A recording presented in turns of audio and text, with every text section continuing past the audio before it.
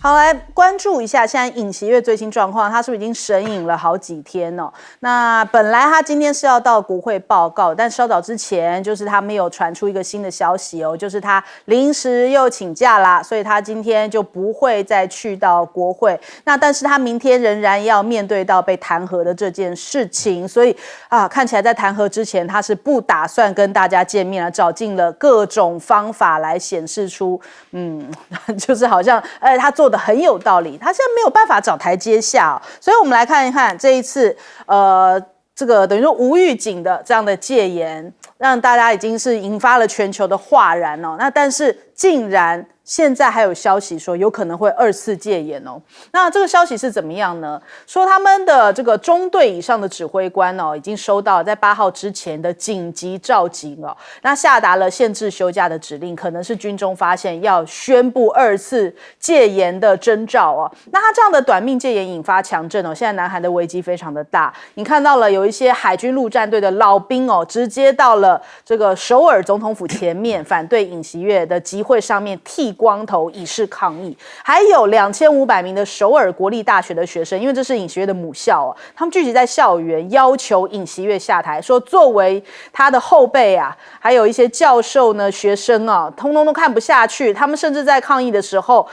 播放这个少女时代的音乐啊，就是要这个到新的世界，换句话说，就是要改朝换代啦，不要再是你尹锡悦来执政了。那另外我们看看哦，韩国前戒严司令啊，他讲了一番话，让大家觉得更扯了。他说他其实对戒严法不是很熟悉哦，只负责颁布戒严令，那是因为他收到指示哦，也不知道军队要去到国会，然后在后续的会议中才发现自己被任命为戒严司令官，就是原来我是司令啊，我只是帮忙发那个，就是代表说尹锡悦是不是到处要甩锅？因为他一下子说是国防部长叫他做的，然后现在看起来是不是又要甩给说你这个戒严司令叫我做的，然后一下子又说是中国大陆的无人机，反正呢就是千错万错都不是他的错。那还有这个很多的军眷哦，想说儿子去当兵不是为了保护违法宪政做出越轨之举的人哦，这到底哪一个国家的三军统帅可以这样如此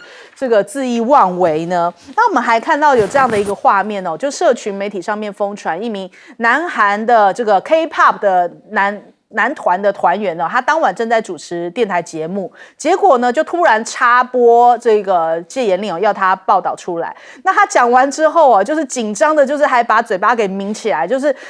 粉丝就讲说哇，他变成了史上首位宣布戒严的偶像，就是没有想到会有这么离谱的事情，所以连那些男偶像他们可能都吓到，怎么会有这个事情发生哦？那再来，韩国的外交部他们说呢，美国因为很错愕嘛，他们说现在积极在沟通维持韩美关系，因为美国的确很气哦。你看到连美国副国务卿康贝尔都讲严重误判这个词来讲这个尹锡悦哦，所以这是被认为是非常罕见的一个严厉的用词哦，也代表说美方呢可以看出来他们这次的确是没有先掌握到，所以很错愕，也非常不满。那连这个奥斯汀原本也要去到这边，因为我们知道拜登跟尹锡悦关系非常好，所以本来奥斯汀也要出访去南韩哦，但是说现在也已经取消掉这一趟的行程的计划。还有呢，乌克兰跟这个是不是跟南韩一样，好像都被美国耍来耍去吗？现在俄罗斯的副外长讲，他说如果美国跟他的盟友无法意识到俄罗斯不能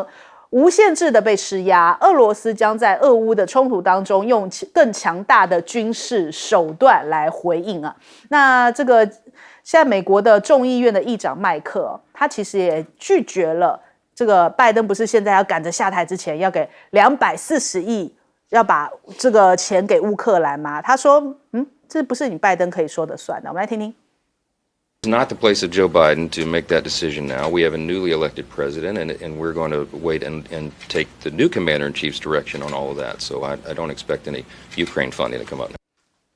好，所以现在看起来拜登的影响力真的在大减哦。原本说拉夫罗夫在各式各样的什么国际上的场合不太能够出席，但是他现在也非常罕见的就看到了俄罗斯、美国跟乌克兰的外长3个人呢同台。俄罗斯媒体讲说，自从俄罗斯对于乌克兰的特别军事行动以来，拉夫罗夫是首次前往了欧盟国家参加了欧安行动哦。那但是呢，他在讲话的时候，乌克兰外长还是用一个离席的方式来表达抗议。只不过这是不是已经变成一个形式上了？因为现在看起来，美国挺乌克兰力道真的是大减了。你看，连他们国内的声音都是讲说，现在轮不到拜登来决定。我们来问一下亮哥怎么看？这个，因为美国表态啊，那国民力量党就尹锡悦所属的政党，他们是比较亲美的啊，所以我认为像坎贝尔这么生气就说都没有被事先告知。苏利文、布林肯也都没有被事先告知，所以他们对尹锡悦是相当不满那我认为这个声音会影响到国民力量党里面的部分的议员，所以尹锡悦其实前程并不看好，有可能被弹劾，就8票跑票这样子。我觉得几率蛮高的啦，而且他现在民调从16又跌到13，更低。你去想一想，一个13%的总统。然后戒严的争议，你要做到2027，那这国家怎么办对不对而且目前还有违宪的问题也就是说有人要提告，是不是涉及内乱罪那这有2个部分一个就是他如果要宣布戒严，照规定他要开国务会议，他没有开，对，他是一小撮人决定的那所以那个戒严司令为什么要说我没有参加他现在就要去扯说他没有密谋啦，不然他可能会有罪因为那个国防部长，还有比如说总统府的幕僚，还有这个安企部的主任，这些人都确定有跟他密谋，那如果不是正式的国务会议，密谋之后就戒严那这些人可能都有罪那还有另外他戒严所宣布的内容。戒严基本上是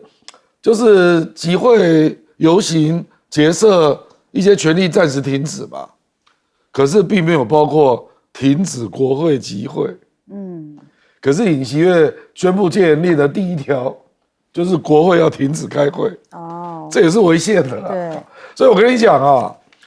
我觉得坦白说了，我们从政治的角度看对尹锡悦最好的状况应该是他最好。跟在野党去好好谈一谈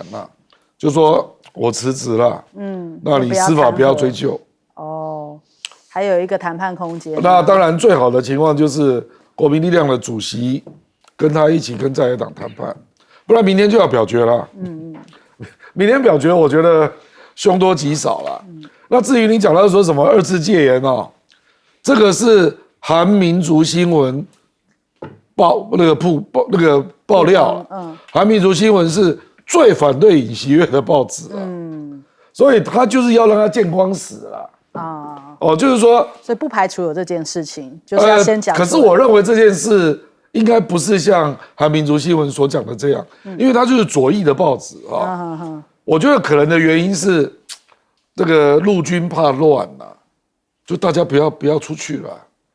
怕会有事情而且军方历经这一次事件，也有一些人对你有意见所以我不认为是2次戒严的动机啦。我觉得这个媒体有点故意扩大，然后扯到尹锡悦要干嘛有点这个味道对，所以感觉上军方好像并没有站在尹锡悦这边，在社群上面都还有什么军方跟人民道歉。我知道那一天这种画面，那天军方是自己先撤退的，对，而且那个空降部队到了国会，并没有真正进去逮捕国会议员，所以有人在猜啦，就说军方可能觉得不太妥当，而且他们没有装实弹，对不对？那也有可能是美军表示不赞成，这个我们还不知道了，对，这个还要再调查。请教介老师。事实上，现在看起来就是说，主要是尹锡悦他不想认错，也不想下台，还在做这个负隅顽抗因为事实上，你看那天这个他是大概10点24分正式上电视宣布戒严嘛，对。那韩国的这个反对党真的是动作很快，1.01分国会表决就已经通过了，190票要他撤回戒严。可是尹锡悦1点钟就知道了，他到4点半左右他才出来说好，我撤销。那这个中间差不多1点到4点，凌晨1点到凌晨4点半，这个中间啊也应该发生很多事。为什么让尹锡悦最后啊决定说我接受啊？主要1点钟一通过以后，军队就开始撤。军队根本没有听你尹锡悦的啊，应该是尹锡悦他说我接受以后，你军队在撤啊。怎么军队一看，军队到底听国会还是听这尹锡悦的？很清楚，军队听国会的嘛。所以国会一举，那军队就开始撤离了。那尹锡悦他手上没有军队，他还有什么好斗的？他等于说没有武器了。可是他下台，他接受国会的这个最后的这个表决结果，他决定撤销的时候啊，那已经过了3个多小时了嘛。这个时候啊，他还是语带不甘呐。他再次说，他觉得这个国会对他的这种各种的这种施政的阻挠啊，还是不正确的，还是不对的啊，表示他戒严并没有错。所以到现在，我觉得尹锡悦，我觉得在我上午看一个韩国的一个女的一个政治评论家接受这个美国的媒体访问，他说按照他们了解尹锡悦的个性，他绝对不会自愿放弃的，所以必须要怎么样？要反对党跟这些民间一起团结，把他赶下来，他才会下来。就看起来目前好像就是这个态势啊。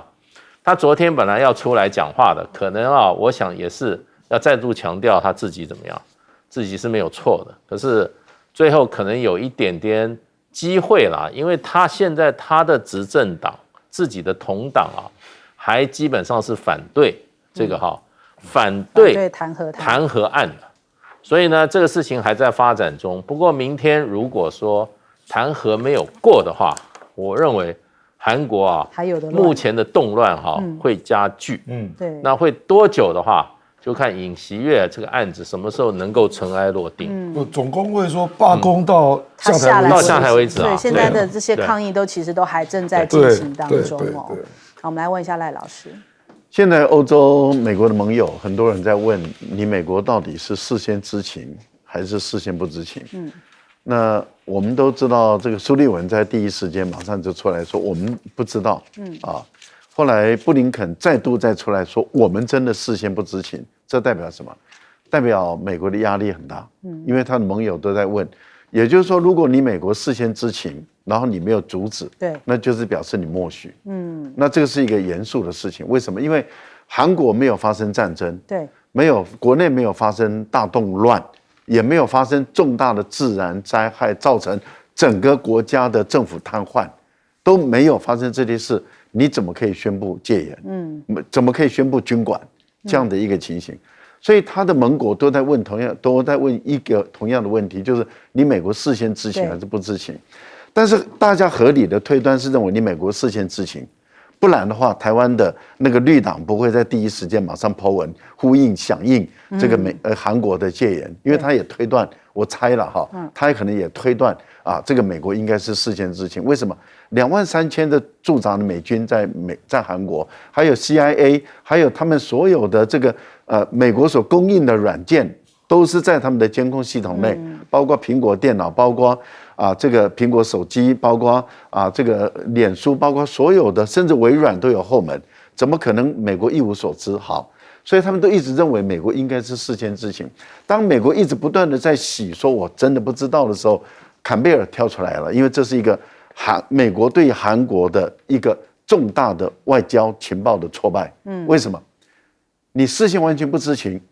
所以等于是你在韩国所做的这些外交工作是彻底的失败，你的情报工作是彻底的失败，你的军方的情报收集也是彻底的失败。为什么？因为在今年4月份的时候，4月23号，坎贝尔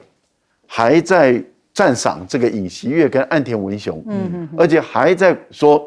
这个诺贝尔的委员会应该要颁发给他们2位，应该要让他们提名成为诺贝尔和平奖的得主，还把这个尹锡悦捧到说他是应该获得诺贝尔和平奖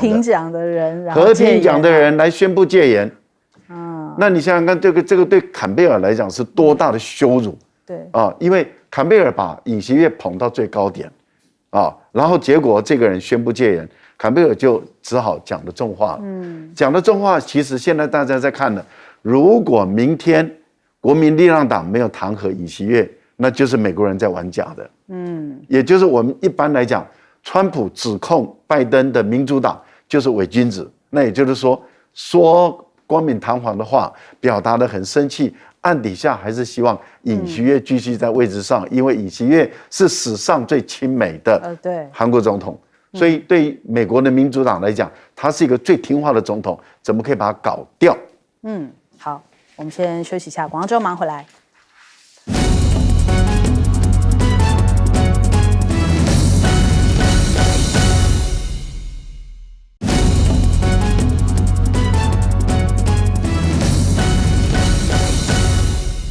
好，美国对中国大陆出拳，就是祭出了第3波的晶片制裁，结果现在得到下场是什么？你出一拳，中国大陆马上反伤你2掌啊，就直接这样扇在你的脸皮上面。先看看这个玉渊谈天，他讲说从2019年开始美国政府呢几乎每年都会打压中国的半导体产业，这样子打补丁尽管看起来政策来势汹汹，但是制裁的边际效应正在递减啊。那所以呢，就是我们看这个现在最新的头条热榜，这不是让美国更气了吗？中国大陆的半导体出口破兆，也就是说，接下来这个中国大陆的晶片半导体要是又更跨进一步的时候。我根本不需要买你美国的我又靠我自己的产业就足够强大了，已经可以完全跟你这样断裂脱钩，你就制裁你的吧。那我们来看看这个时间轴这次中国大陆回应的有多强硬呢？12月2号的时候，美国就出手，就是我刚刚提到的，发动了第3波的对于晶片半导体的制裁，把140家中国大陆的半导体公司列入到了贸易限制名单。事隔不到24小时12月3号，中国大陆立刻反制就说嘉赭跟 T 的出口呢，要开始进行管制限制，以及这个中国大陆的3大行业发了声明，就说接下来买你美国的晶片会更加的谨慎采购那还不止如此，我们以为这个已经结束了，没想到昨天中国大陆的外交部又直接跳出来，中方决定要对13家美国的这个军工企业以及6名的高管采取反制措施这一波对的是军事，这一波同样也是对的是军事所以纽时就下了一个结论，他说北京早就准备好了，现在看起来你挥一拳出来，可能搞不好还没有挥到人但是2巴掌倒是已经扇在你的脸上了。那中国大陆早就已经准备好要跟川普新政府交战更何况你现在是这个拜登临走之前还在这个频频出招那中国大陆现在目前的制造业规模已经超过美国、德国、日本跟韩国、英国的总和，而且生产了世界上最先进的技术设备，你还想要再打这个贸易战占上风，没那么容易时空不同了。那还有马斯克现在倒是成为这个美国自己本身内部一个很头痛的一个因素嘛，很多的一些这个美国的企业主当然都是响当当赫赫有名的人现在都有点害怕被秋后算账，但是他的好朋友倒是挺好的。你看他的好朋友现在还可以去执掌 NASA 就马斯克自己有 SpaceX， 然后他现在的好朋友又去执掌了 NASA， 所以接下来会不会2个人就是一内一外的来一起来搞这个航太工业？所以他很厉害，他卡到这一个位置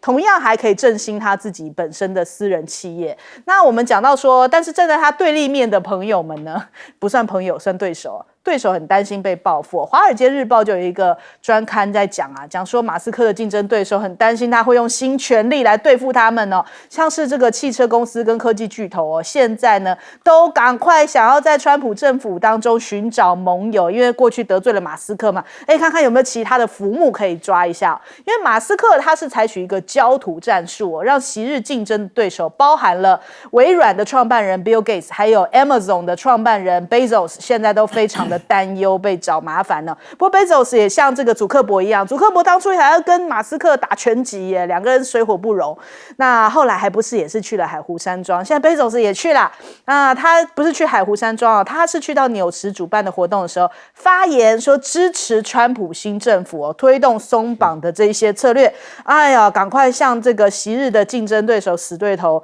马斯克来递出橄榄枝，还不得不低头。那另外，现在中美电动车之战，马斯克也有声音因为本来呢，拜登政府是对于一些电动车有一些税务的优惠，他说他喊话要取消，因为他们现在今天这个狗狗部嘛正式登场，他们要去这个开会，然后说要宣布哪些要减少的。他们现在第一个就是说这个电动车的税务优惠，那电动车税务优惠不是对于这个振兴美国汽车业好吗？其实对于他来说，特斯拉不需要这样子的一个补助，它才更有竞争力啊！它就是其他的，如果补助之后会跟它特斯拉价格差不多，所以它打算盘精得很那你看看，这现在全球的电动车。普丁讲了一番话，他说我要祝贺中国汽车制造商的成就他说中国朋友成功吸引了最有经验、最有前途的专家包含来自全球汽车行业领先国家的专家，成功制造有竞争力的产品所以祝贺中国企业在汽车制造领域的辉煌成就，而且呢，比欧洲更物廉价美啊！那欧洲他们自己的统计也是说，在汽车领域，其实中国对于欧盟的重要性早就已经超过美国了。根据数据显示呢，2022年中国大陆就已经重要性超过美国啦，那变成欧盟汽车产业当中最重要的参与者那比起2010年的12%，已经上升到22%，更何况2022到现在更是这种倍增的这种状况，所以难怪现在中国大陆的电动车在全球真的是攻城略地。我们先来问一下亮哥怎么看？中国大陆面对科技战因为它有一些的那个产能，在世界上已经越来越有重要地位了。比如说成熟晶片所以你可以看到它从韩国那进口就大量减少嘛那甚至它也开始出口对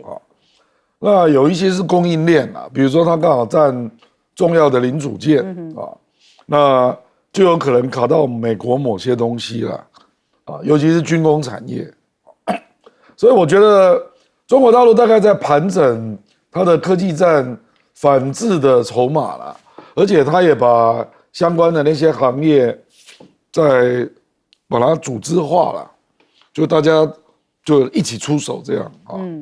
所以我认为，而且我认为这个拜登大概已经把川普可以再加码的科技战的项目都用光了啦。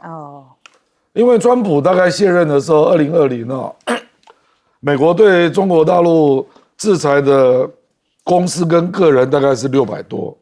那现在已经1400了，还有吗？我认为很有限了，很有限了那至于贸易战，我觉得中国大陆就是打一个招，这个应该是属于战略级别了，就你美国要跟我打贸易战那我就跟你的盟友全部交好，你可以看到现在中国跟日本也在交好，事实上，即使是尹锡悦亲美，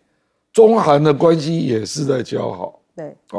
比如说那个韩流，搞不好明年就开放了。对甚至连加拿大他都在交好，所以我觉得他大概也想通了，所以就是有一些他可能就单向开放。那你美国，你自己要设限，我也没办法那我就跟所有的你的盟友都交好。那他本来就有一些比较好的朋友嘛，比如说全球南方等等所以我坦白讲，我认为真的美国在贸易战要占到很大便宜也不容易啦。因为如果贸易战有效那为什么在那个2020年中国大陆对美国的出口到现在都没有明显减少，现在还是出口到美国还是有5000亿表示这个是刚需你可能不得不买你在别的地方买不到那么大量，买不到那么便宜的所以我觉得这个不是关税决定买卖了，而是市场需求决定买卖了。这个川普恐怕是搞错了。好，来请教介老师。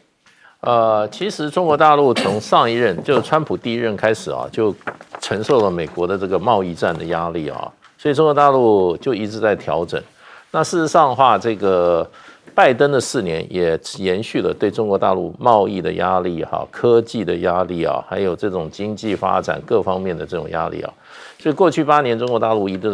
在调整跟转型。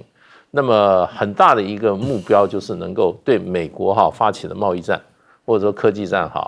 增强自己的这个抵抗力跟承受力啊。那事实上的话，这个如果说跟川普第一任他刚上任相比的话，中国大陆对美国市场在 GDP 里面的占比啊，已经从将近5%降到3%了，也就拿掉了一半，快一半了。也就是说，你今天美国市场全部不做的话，对中国大陆 GDP 的影响，一年的影响是3%的 GDP，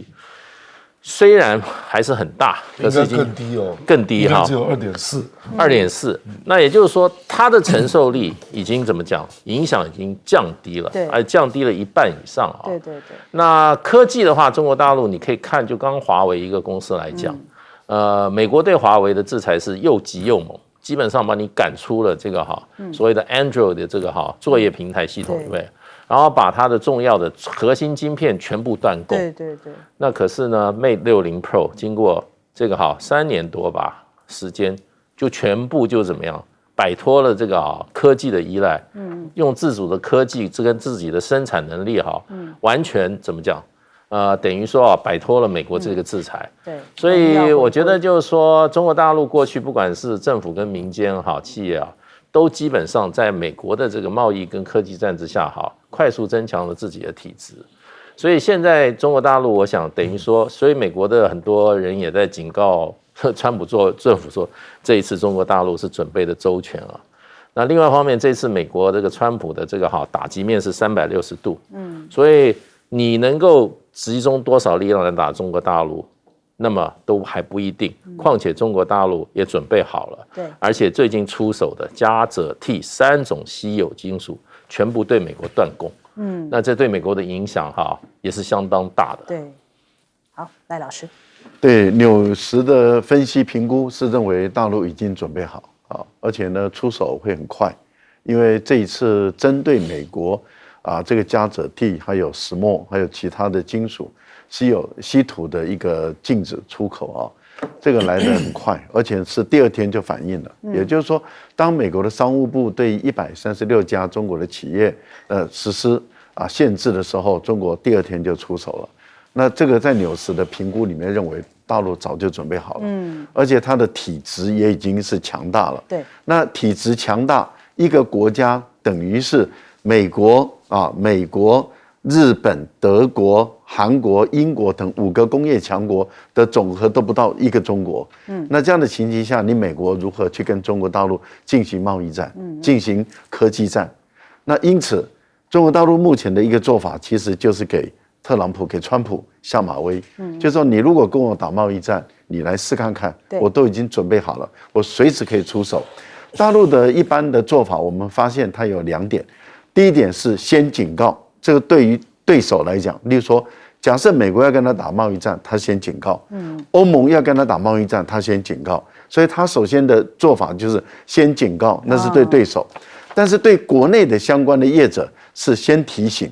也就是说你要小心，你要注意我会做什么动作。那是对国内是先提醒，对对手先警告。接着，如果你听不懂，不管是国内业者也好，或者是国外的对手也好。听不懂，他就落地了。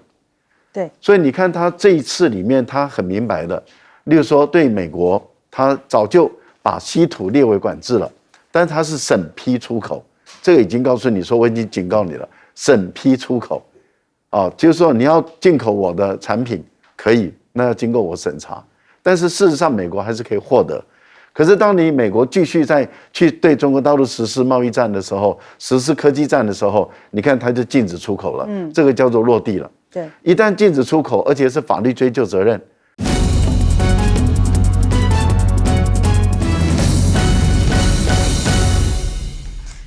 欢迎收看《新闻大白话》，我是主持人翟轩。马上欢迎一下这个阶段加入我们讨论来宾，耶鲁政治学博士郭正亮。大家平安。前大使谢文吉。翟先好，各位朋友大家好。国际事务专家赖岳谦。主持人好，观众朋友大家好。好，来关注哦，这个赖清德现在到了关岛这一边哦，然后发表言论，因为他这一次是算他的首次的出访嘛。那他呢，还有跟这个议长哦，美国的众议院议长通到了电话，但是呢，竟然发生了一个口误吗？还是真的是搞不清楚呢？我们来听一下。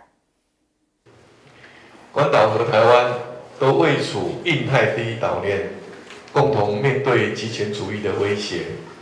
我们应该要更紧密地站在一起，为印太的和平稳定做出更多的贡献。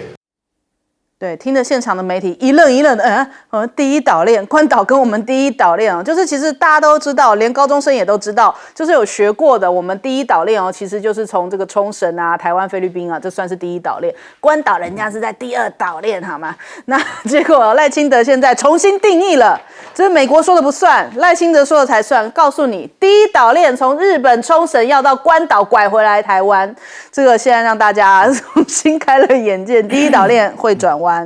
以后就是这个样子了，请美国调整好吗？配合赖清德，所以现在幕僚赶快就是，哎呀没有啦，这个是这个是口误啦，所以媒体当下也是一阵错愕，但是他已经讲得非常的笃定，讲出去了，画面也来不及了，这个拉不回来，来不及更改，所以他们就问幕僚说，哎，这个是认真的吗？他说没有啦，没有啦，单纯口误而已哦。那另外看到了现在美国呢，这个维吉尼亚级的这个潜舰抵达了关岛来部署了。那他说是要强化第二岛链的这个基地防卫，人家讲是这是强化第二岛链，他说除了巩固第一岛链哦，持续在强化第二岛链，所以人家美国是认定啊，这个是在第二岛链哦，跟赖清德认定不太一样。那另外还有美国为了要对抗中国大陆的飞弹，现在要重启天宁岛的机场哦，所以国安团队是不是都没有跟赖清德说最近的情势哦？明明最近都有一些相关的消息啊，都有在讲说他在这边天宁岛也好啊，关岛也好，在部署第二岛链，怎么赖清德说是第一呢？那还有我们看看赖清德他现在启动了这个就是在今年3月份的时候啦，就是原本他好像一直都打不进核心圈嘛，蔡英文就有点冷落他嘛。那后来他还穿着这个空军外套哦，有启动国防的这个访视。那他讲说，因为这个蔡英文安排了军事会谈，所以他就参加了这个例行的军事会谈啊，就在他520上任之前的2个月开始，要积极的来熟悉国安事务啊，说是无缝接轨为目标。那看起来现在这个缝有点大哦，而且这些日子以来，赖清德真的闹了不少这个国际上的笑话，或者是说，你看你这个岛链都搞不清楚，你说美国能放心吗？那连《金融时报》都讲哦，美国担忧赖清德缺乏外交经验。这是8月份的这个《自由时报》有讲说，没有啦，这个白宫驳斥依赖论，没有这样子的事情。可是《金融时报》是引述这个知情人士讲的，其实美国是有一点担忧。那现在哇，真的显示出来，好像的确是不太了解哦。而且你看，他一点点事情，他就要在我们台湾就要很多的相关报道来洗风向。比方说前几天11月中的时候，习拜会那时候讲到了，好像有这个大陆的媒体提到，习近平还特别点名了赖清德，结果我们台湾就好多这个绿媒就在讲说，没有，我们向美方确认哦，只字未提。但是你仔细看进去哦，就是说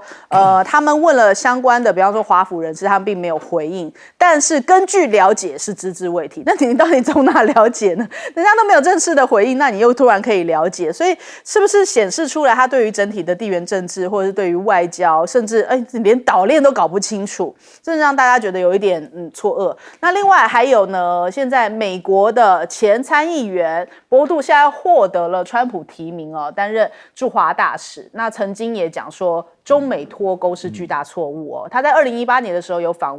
台，跟蔡英文见面，那当时就重申了台湾关系法，而且强调说，访台是为了要了解台湾的经济文化跟军事上的发展。那目前呢，这个赖清德因为有跟这个强生通了电话嘛，强生又讲说，这个台湾安全是美国印太战略的核心哦，所以要致力于透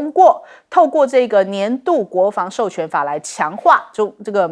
美国应对中国大陆以及协助强化台湾的防卫能力。那这句话的意思是什么呢？就是协助你强化，那你就是自己买军备来强化，那可能才是他真正要表达出来，多买一点。那个大陆的外交部发言人林健就讲说，台湾问题是中国核心利益中的核心啊，中美关系是这一条是不可逾越的红线，而且呢，这个董军也现身了。前阵子不是我们一直在听说有一些外媒在讲说啊，董军涉贪被查，结果后来是一个乌龙嘛，就根本就不是他，是苗华，然后就先吵了半天呐，然后后来这个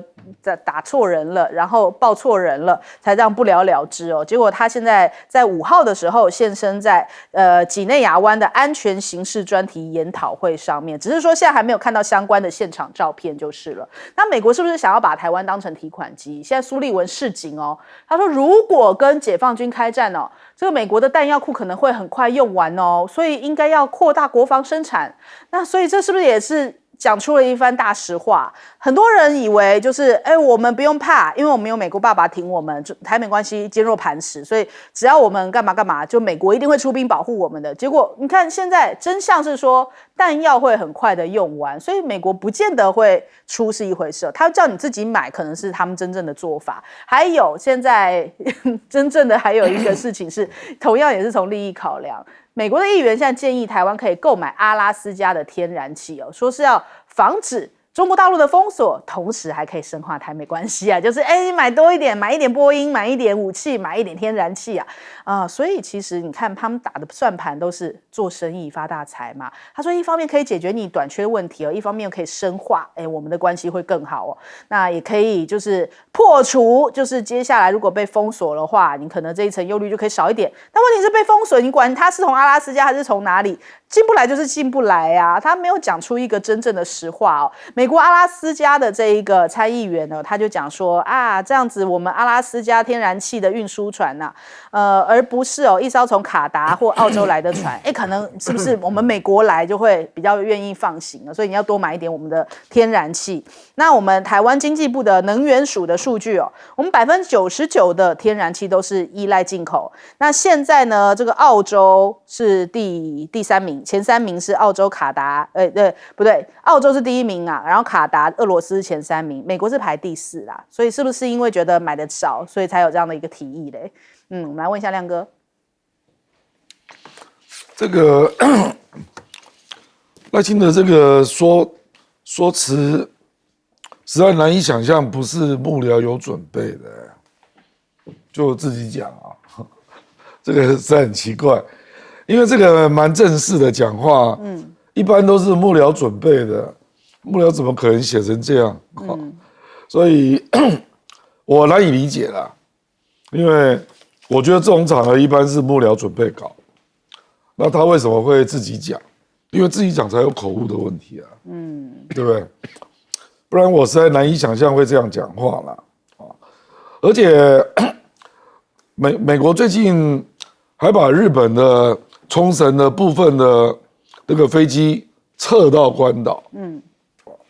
显然美国有不同的想法啦，就是第一岛链跟第二岛链不是同一个战线啦，不然你干嘛撤？事实上冲绳分2梯次在撤嘛，所以关岛附近那个天宁岛那个机场正在扩建，所以对美国来讲，它就是很多都已经要退到关岛，还有澳大利亚，这个是非常清楚的趋势所以他在这边讲说，共同面对极权主义的威胁恐怕在关岛的眼中，他跟你是不同梯次的啦，你应该是跟日本菲律宾才是共同面对所谓的威胁啦。但硬是被赖清德拐过去了这个岛链。不，因为关岛不会这样思考问题啦，他们反正他就是第2岛链这个我不知道啦，反正他到关岛，本来大家在想他会不会去参访一些军事基地嘛不过他在这里还是做了一个有意义的事啦，就是跟那个众议院议长通了电话那终于好像还有另外2个联邦的议员那不过强生基本上他就是 follow 川普了，他也不会有额外的立场，对所以我觉得重点还是川普上台之后我们台湾准备要怎么互动啊。那至于这个天然气啊，我们台湾在蔡英文任内已经跟德州签了长约啊，而且我的印象是大概2021就已经开始运了啦。所以你这里讲的9%嘛啊。那为什么从美国买的会比较少？因为太贵，太远嘛。对，你想也知道嘛，不合算。当然不合算啊。你看我们大部分，我们是澳大利亚、卡达，那有在 try 看可不可以从马来西亚那边也可以买到了。不过现在的问题就在于，澳大利亚有个好处嘛，澳大利亚可以不要经过台湾海峡，所以就没有被封锁的危险啊。就是它可能可以从不同的地方上来。可是整个全盘包围哪还有地方上？你讲的是大封锁啦，我讲的是局部封锁。局部封锁可能只针对高雄港对啊，或者是中部，因为现在我们东部都会被围起来军卡达一定会经过，所以一般来讲就是从卡达、马来西亚进来的天然气，理论上风险比较大，不过马来西亚我们现在好像还没有开始所以澳大利亚你看它的占比越来越高嘛，那为什么不是选择美国？就是因为太远。那难道说像他们讲的，就是美国来的话，中国大陆会让开一条让美国穿过吗？机会要高一点啦，可是主要还是价格啦，就是太远然后反正我们台湾的天然气本来设定的就是要到50%嘛，我认为我们台湾买的量已经差不多了，我不知道为什么会有这样的一个发言因为我们台湾的能源，除非你就是核电就是硬要放弃然后你的绿电又做不来，那你只好再增购天然气，那整个能源一定价格又会更贵了。好，我们来请教介老师。赖清德这一次讲话我看他用到什么共同面对极权主义威胁我觉得这个是超过他对外交的认知他的外交他是大概幼稚园程度，所以用这个名词就表示这个稿子是他下面给他准备的。那个准备这个第一岛链、第二岛链到底是谁写错那我觉得这个还不重要，问题就是在关岛讲这样子关岛的这个处境跟他的选择的时候他在美国人的领土上这样子讲，他是对美国非常不尊重，也对这个关岛非常不尊重。因为这个决定权不在关岛，这个决定权基本上在华盛顿。所以你跑到关岛去做这样子的呼吁，在外交上是白痴，这是非常无理的动作。关岛要不要跟你合作，要看华盛顿。对，关岛要不要跟你在这种战略安全上跟你合作，这个你不能当着关岛人去呼吁他的。关岛人后面有老板的，你简直是不顾他老板。所以这个我看是他幕僚给他写的，这幕僚更差。跟那个赖清德已经幼稚园了，这个幕僚写这个是托儿所，完全不懂得国际政治的敏感的地方。你以你的身份跑到美国的领土去呼吁这块领土要怎么做，要跟你合作，这个就是非常犯忌讳的。说实话，关岛人也不见得愿意跟你美国站在一块，站在一块干什么？去当美国的子弹你以为关岛人很愿意做美国本土的第二岛链吗？或第一岛链吗？只有全世界只有赖清德这种人当做帮美国人挡子弹还引以为荣对，什么叫第一岛链？第一岛链是从美国的观点来看的，对，我们是第一个是美国国防上面的第一岛链。对，那是符合今天台湾的利益吗？这是很有争议的。所以我觉得一天到晚讲自己什么第一岛链、第二岛链的这些就是没有自尊对，没有自己的怎么样尊严的一个做法去附和别人，做人家的马前卒。我跟你讲，关岛人，你看他讲这句话的时候，旁边那个关岛人的脸上什么表情？人家讲说你太没概念了吧，这种题目是适合你讲的吗？你适合在关岛跟我们关岛人这样讲吗？所以我觉得真的没有错，美国认为赖清德缺乏外交的经验我觉得现在看起来不只是赖清德缺乏，这次去跟赖清德一起去的什么潘孟安、什么林佳龙，程度跟赖清德差不多，都是没有外交经验，所以呢，我觉得他们会越搞越糟。好，请教赖老师。这个赖清德绝对不是口误了，我可以判断他绝对不会是口误，他是傻傻的分不清楚什么是第一岛链，什么是第二岛链，他根本不知道正确的是什么。对，他傻傻的分不出那为什么呢？因为关岛绝对不会是第一岛链台湾绝对不会是第二岛链，所以两个绝对都不在一块，所以绝对不会是分不清楚，绝对不会是口误，因为两个完全都不在一起，所以他一定就是傻傻的分不清嘛。那第一岛链的目的在哪里？第一岛链目的就是美国设计用来遏制中国的发展，围堵中国，那么必要说要封锁中国整个它的出海口嘛，所以才会从韩国、日本，然后到这个菲律宾，而且常常没有谈到台湾最早的时候，其实我们学军事的，我们都知道，在岛链上，台湾并没有想象中那么重要。如果你从琉球群岛，就是从日本延伸到琉球群岛，琉球群岛就已经到台湾的北部了。然后你看看石垣岛、与那国岛、宫古岛等等，它就已经在宫古海峡的端口了，在那个地方。接着往南走，巴士海峡那个巴丹岛就在巴士海峡的中间线了。然后延伸到菲律宾这样一条线上。所以在过去，美国常常把台湾剔除在第一岛链之外，尤其是中美刚开始建交3个公报的时候，就已经没有含到台湾了。那所谈的就是韩国、日本、菲律宾这样的一个岛链。那当美国人需要的时候，就再把你抓过来；不需要的时候，再把你踢掉这个是随着他自己在改变的。所以从这样的一个军事上的逻辑来看，台湾并不是真正的构成它的第一岛链的必要而且充分的元素，它不是充要条件它是可操作的一个条件。我觉得这个是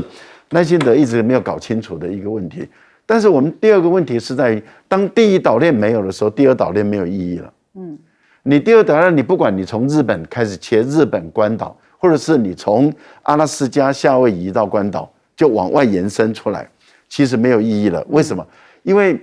这么一个点状的，在怎么广大的太平洋，你这么几个点状，你说要构成一条链接，那个简直是胡说八道。为什么？因为这个要端看的是两方就中美之间的海空军的军事实力。那海军来讲，我们通常就是计算2个，第一个就是你的船只的数量，第二个就是你的吨位。目前来讲，美国的总吨位比中国大陆还多，但是美国在船只，尤其是现代化的船只的数量少于中国大陆。这就是两边之间已经是互有所长了。可是美国是2大洋，一边是大西洋，一边太平洋，所以当他把军力放在太平洋的时候，他远远已经弱于中国大陆，把整个海军、空军放在太平洋这个海域。所以从这个角度上来看，根本没有第一岛链了，也第二岛链根本没有意义了，还在那边扯第一岛链，而且连第一岛链跟第二岛链都傻傻的分不清楚，台湾跟关岛也都傻傻的分不清楚。这就是我们最高领导人，他的水平真是很棒，了不起。你现在才知道好，我们现在休息一下，广告之后马上回来。